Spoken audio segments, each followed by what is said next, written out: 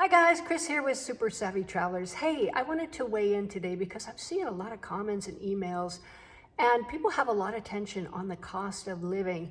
It is no secret that here in America, the cost of living has skyrocketed. California, the sticker shock we had when we arrived in California was unbelievable. I mean, gas up to $7 and some per gallon. It's ridiculous.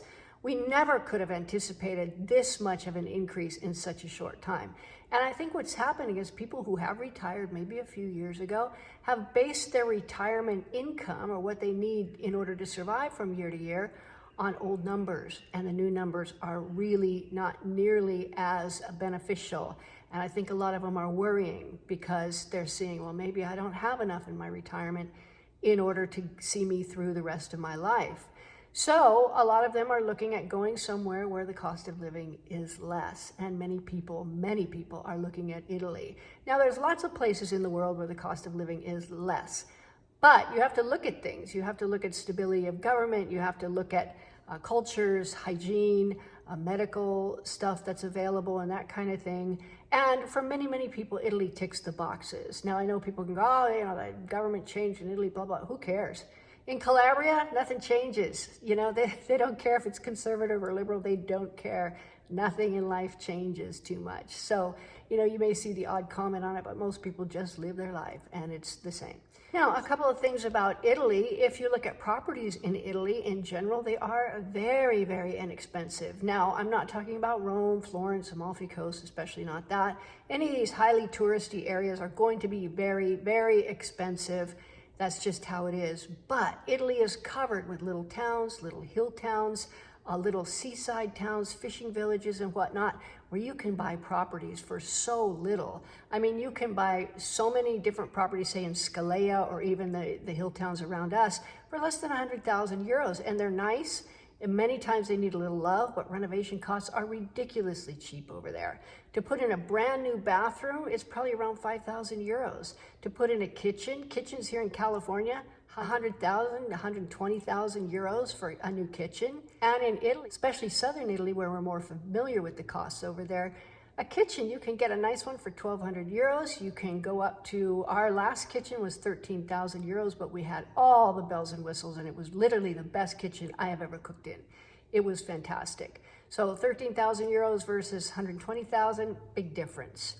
So renovation costs, very good way to go. And, if you're Canadian, you can also still purchase places that don't have kitchen and bathroom facilities so that you can buy something and fix it up just exactly how you want it for not much money and still slide in under the rules that make it difficult or impossible for Canadians to buy habitable properties. Now let's talk about food. The grocery bills here are insane. I've filled up a tiny little grocery bag, not even with meat or anything expensive, and it was so much money. I couldn't believe it. I'm like, oh, you can't even eat at home without going broke. In Italy, everything's so much cheaper. And in fact, I'm going to put a link down below to one of my little grocery store tours that I did about a year ago. So it might have gone up marginally since then. But you will see the difference in the cost of groceries there in Calabria versus the cost of groceries here in California or anywhere else in the United States.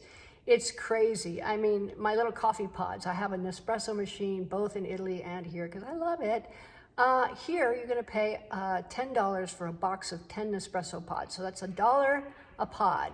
And in Italy, I think the last time I saw it was like $2 a box. So a lot less for things like coffee. Plus, the quality of the food there is very high. So to buy light qualities, organic stuff, some of the imported cheeses and the really good meats and things like that would cost you way more than just normal meats here. Just to give you an example too, the restaurants, it used to be that you could get what's called a businessman's lunch for 10 euros.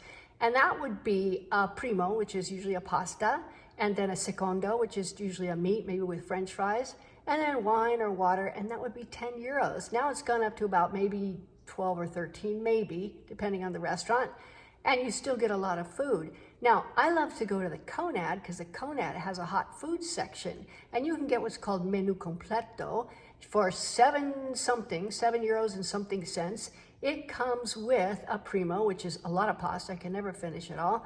A secondo, which is either fish, chicken, pork chop, sometimes meatballs. That's my favorite. I think that's on Friday. And then a contorno, which is like a side dish, you know, and it's usually vegetables or you can get potatoes and some bread. So that's enough food for me for all day because I don't eat a lot. But €7 and something cents. I mean, you can't even touch that here. It's way different, and the food is really, really good. Now, things like purchasing your property, paying taxes on your property. Let me tell you that the cost of properties in some of the hill towns, and especially down in Calabria where we are, Scalea is probably the cheapest because they way overbuilt in the 80s, but there's a lot of these little apartments that you can pick up for 40, 50,000 that are in really good shape. Maybe you need to add a little air conditioner and a split or something like that. That's about $1,000 maybe. And you got a really, really nice place. Now, if you want to renovate and do some new tiles and things, that's another cost. But again, it's very cheap.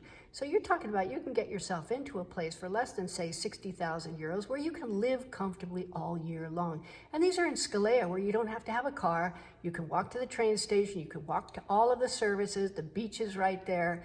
It's very, very doable. Now, places like Praia Mare are a little more expensive, San Nicola a little more expensive. However, the places down south a little more, Belvedere Marittimo, in their historic center, has some crazy values down there. And we're starting to look at places like Acquapesa and Cetraro and Bonvicino and all those beautiful little places along the sea down there. So there's still lots of value to be found in Calabria. I know we've gone in there and really, brought a lot of people over, but there's still a lot. There's tons of little towns, there's hill towns, there's seaside towns. We have the whole coast down to Reggio that we can still open up. So there's a lot of stuff available. So if you're one of those people that's looking at, gee, it's horrible because I don't think I'm gonna be able to stay within my means in order to have a good retirement, take a look at Italy, and specifically southern Italy. There's a lot of good people down there. The medical care we have found has been stellar, unlike what some people will tell you. Our personal experiences, we've had great doctors and great care. So there's a lot to recommend it. The best thing to do is come on over and see. You can get in touch with us. And by the way, if you're gonna purchase a property over there, you need to get my book and you need to take our course. Now, my book is available. There's a link down below, along with my course too. They're sold separately, but they're both very, very important. One is how to do it all and everything you need to know about buying a property and moving to Italy.